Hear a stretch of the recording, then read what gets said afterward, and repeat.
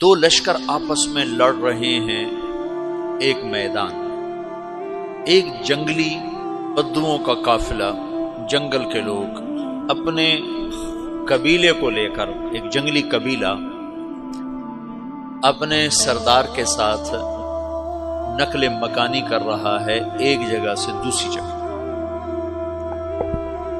اللہ کا نظام کہ یہ لوگ چلتے چلتے چلتے اس وادی میں پہنچ گئے جہاں جنگ ہو رہی ہے، دو لشکر آپس میں لڑ رہے ہیں۔ جب یہ وہاں پہنچتے ہیں تو ایک لشکر کے قدم اکھڑ رہے ہیں اور دوسرا غالب آ رہا ہے۔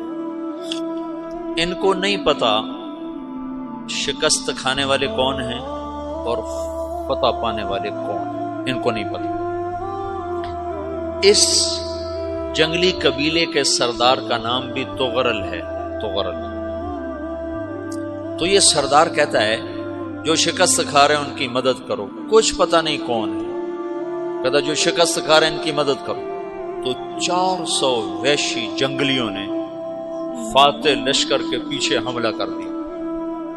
تو ایک کافی ہوتا تو 400 دوڑ دوڑ جب تلواریں پڑیں تو چند لمحوں میں نقشہ بدل گیا، بھاگنے والے جم گئے اور جمنے والے بھاگ پڑے۔ جب جنگ ختم ہوئی تو شکست خوردہ لشکر کے بادشاہ نے ان کو بلایا، اسے پوچھتا ہے مجھے جانتے ہو میں کون ہوں؟ کہا نہیں۔ کہا تو تم نے میری مدد کیوں کی؟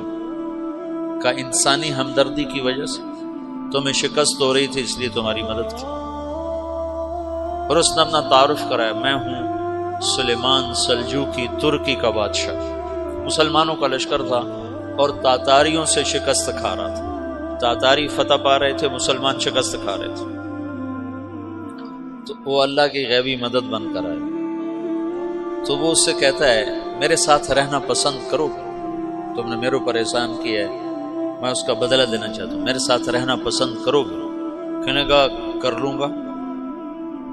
تو اس نے اس کو لے کر ترکی آیا، اور استنبول اس وقت روم کی حکومت میں تھا، اسے فتح کیا اس تغرل کے آگے چوتھے پانچویں پڑپوتے محمد فاتح نے۔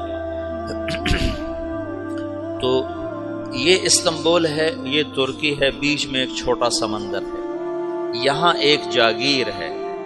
تو سلطان سلیمان کہتا ہے یہ جاگیر تجھے وقف ہے، ادھر سے رومی مجھے تنگ کرتے ہیں حملے کر کر کے، تو میرا دفاع کرتے رہنا، یہ جاگیر تیری۔ اس جاگیر پہ اس نے اپنے قافلے کو آباد کر دیا، اپنے قبیلے کو، اور ایک چھوٹی سی حکومت بنا لی، جو ایک صوبہ سمجھو سلمان سلجوقی کا، وہ ایک چھوٹا سا صوبہ ہے۔ وہاں جب یہ رہ پڑا تو پھر یہ ایک شیخ کے بیت ہوتا ہے، وہاں شیخ طریقت ہے، ان کے یہ بیت ہونے جاتا ہے، وہ اس کو رات اپنے پاس ٹھہراتا ہے، تو ایک کمرے میں ان کو ان کا خادم ٹھہراتا ہے۔ یہ جب کمرے میں جاتا ہے تو سامنے دیوار میں تاکچے پر قرآن پڑا ہوا ہے۔ تو یہ تغرل بیگ کہتا ہے یہ کیا ہے، یہ کیا ہے؟ تو وہ خادم کہتا ہے یہ کتاب اللہ ہے، قرآن ہے۔ اچھا، وہ اس کو وہاں چھوڑ کے باہر چلا جاتا ہے۔ وہ دیہاتی آدمی، جنگل کا رہنے والا، پہلی دفعہ زندگی میں قرآن دیکھا، وہ کہتا ہے یہ قرآن ہے، اللہ کی کتاب ہے، میں اللہ کی کتاب کے سامنے سو جاؤں، کتنی بے ادبی ہے۔ تو اس نے اسے قرآن اٹھایا اور سر پہ رکھا اور کھڑا ہو، ساری رات قرآن سر پہ رکھ کے کھڑا رہا۔ رات کے پچھلے پہر اس کو خواب آیا، کھڑے کھڑے اس نے دیکھا کہ اس کی پشت سے ایک چاند نکلا اور شیخ کی بیٹی کے سینے میں جا کے اتر گیا۔ پھر اس لڑکی کے سینے سے ایک درخت نکلا جو پھیلتے پھیلتے پھیلتے 3 بر اعظم پہ چھا گیا، افریقہ پر، یورپ پر، ایشیا۔ پھر اس کی آنکھ کھل گئی، وہ کھڑا ہوا ہے۔ تو اس نے صبح یہ خواب اپنے شیخ کو سنایا، تو انہوں نے اپنی بیٹی اس کے نکاح میں دی تھی. اس بیٹی سے ایک بچہ پیدا ہوا.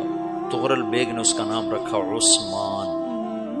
عثمانی ترک نام سنو، جو میں نے کل بتایا تھا کہ 1924 میں وہ خلافت ختم ہوئی.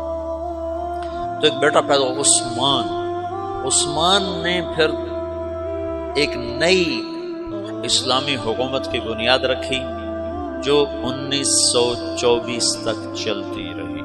کوئی 800 سال یہ حکومت چلی. تو حکومت کا شیرازہ بکھرا لیکن پھر جڑ جاتا تھا، اور وہ قرن اول والا جوڑ کبھی نہ پیدا ہوا، ٹکڑے بن گئے. ان ٹکڑوں میں اللہ لوگ پیدا کرتا رہا.